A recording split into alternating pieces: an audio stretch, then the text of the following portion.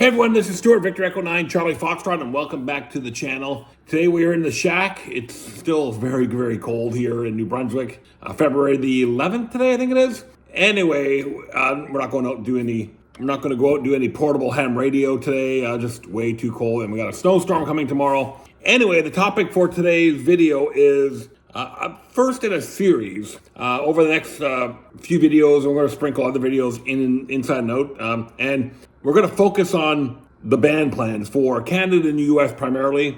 There's just so many different countries, I can't cover them all. But we're going to talk about the differences between what Canadian ham operators can do and US ham operators can do, and how the band plans are laid out. Now, band plans for any band are a voluntary guide, let's say, to avoid interference. It is, well, I'll put it this way, respectable hams that have respect to other amateurs will follow the band plan to basically, as it's written. Some, and you've seen it in other comments on our videos, don't have a care in the world for the band plan, and they think since they have their license that they're free to operate wherever they like. Band plans are there to help us amateurs and guide us amateurs in making sure that we're using the right portions of the band. Now, some parts on the US side, again, I'm not a legal scholar or I'm not an American at all, and I'm just going off of what I've been told and been advised by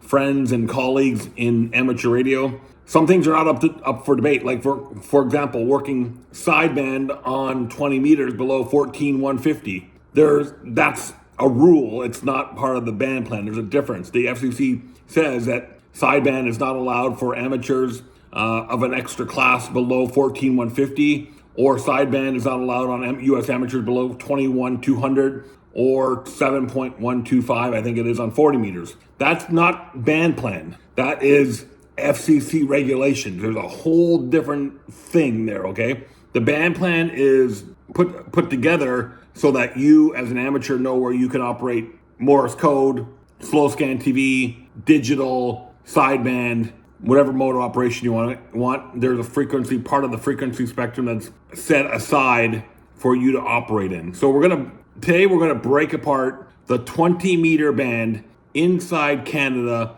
and the United States. So let's go into our demo here, and we're gonna put up the RAC, the Radio Amateurs of Canada 20 meter band plan for Canadian amateurs. And then we'll get into the American ones after that. So on the screen, you will see the band plan in total, but we're going to zero in on 20 meters here. So we have the 20 meter section of the band plan up on the screen for you down to see. So you'll see that it starts at 14.000 and goes to 14.350, 14.350. Keep in mind, you don't want to operate above 14.347 because your sidebands will go outside of the 14.350. So 14.348, 14.349, even though it's part of the frequency allocation, you really can't operate there because your sidebands go outside of 14.350 since we're on upper sideband. So you look here on the screen, starting at 14.000 to 14.070, that's allocated to CW. CW operations, I'll call CW operations only. Even though it's not against the law to go down there and operate sideband, you don't want to do that.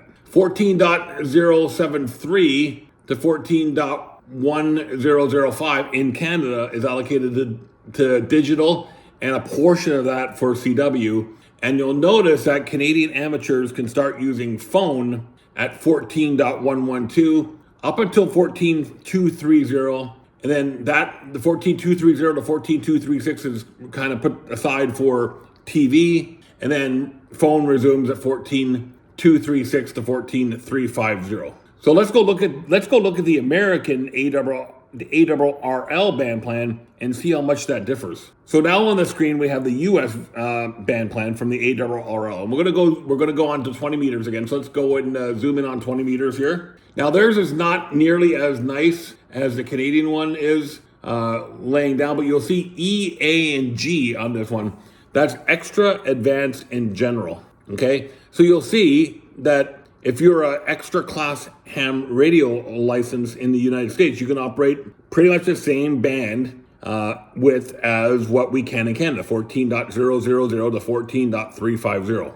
The biggest difference is at 14150, that's where you can start to begin to operate phone or sideband. No, that space in Canada, 14.112, I think it was, to 14.150, that is, we call that the US free zone. We like to go there because other countries can work in there too. But US amateurs cannot operate for sideband below 14.150. And you can see advanced, it starts at 14.175 and general at 14.225.